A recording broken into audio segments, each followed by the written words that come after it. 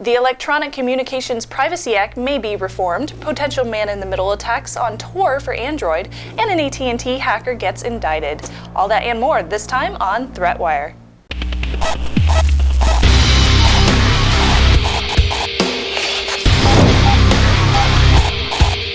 Hello and welcome to ThreatWire. I'm Darren Kitchen. I'm Shannon Morse. This is your summary of what's threatening your security, privacy, and our beloved internet freedom.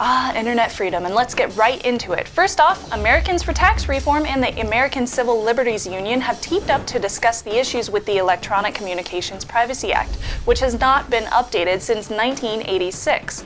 Currently, things like mail and telephones cannot be searched unless warranted and reasonable. This law does not include email or internet communications, so digital data is not protected by the ECPA or the Fourth Amendment, which states Americans are protected from unreasonable search and seizures.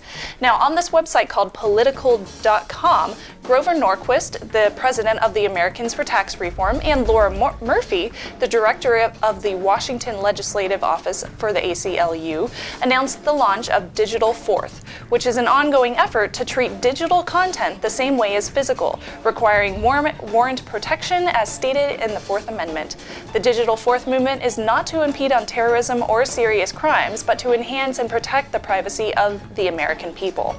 Now, speaking of ECPA, or the Electronic Communications Privacy Act, maybe updated. Now, the law, as Shannon said, passed in 1986, extended wiretap laws to include electronic data at the time before Twitter, before Facebook, before the internet as we know it, and most notably, the law that we've spoken about in the past regarding, say, Google's transparency report that allows law enforcement agents to access emails older than 180 days without a warrant. Now, the hearing, held by the Subcommittee on Crime, Terrorism, Homeland Security, and Investigations, was designed to evaluate how ECPA could be updated to the internet age. Now, the Justice Department has been opposed to warrant requirements on emails in the past, stating that such a requirement would have an adverse effect on criminal investigations.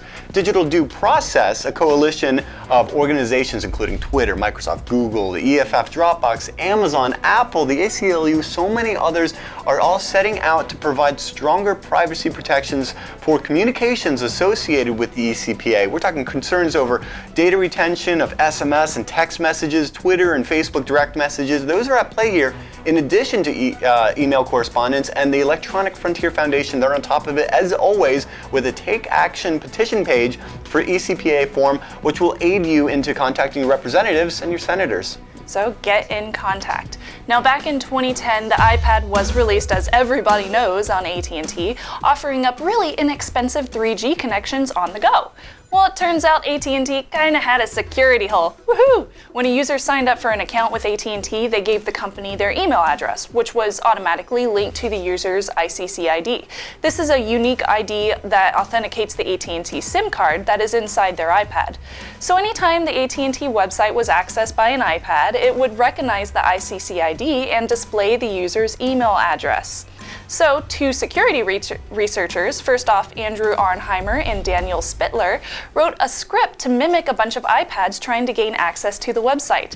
So they would then harvest email accounts for ICC IDs that they supplied. Several of these email accounts belong to government departments and offices. Auernheimer has been sentenced to 41 months in jail and a fine of $73,000 to be paid by Spittler and himself. Auernheimer has criticized AT&T's lack of security and is now being defended by a team of experts in the field, including the Electronic Frontier Foundation. The EFF staff attorney, Hani Falkhoury, is quoted saying, "Weev's case shows just how problematic the Computer Fraud and Abuse Act is. We look forward to reversing the trial court's decision on appeal.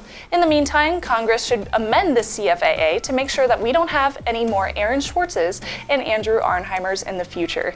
Is it me, or is everybody saying that now? Well, that's the thing, I think it just underscores how much the CFAA, or the Computer Fraud and Abuse Act of 1986, needs to be reformed. I believe it's 1986, and so is ECPA. Yes. So, Yeah, a lot has changed since the days of Matthew Broderick and war games.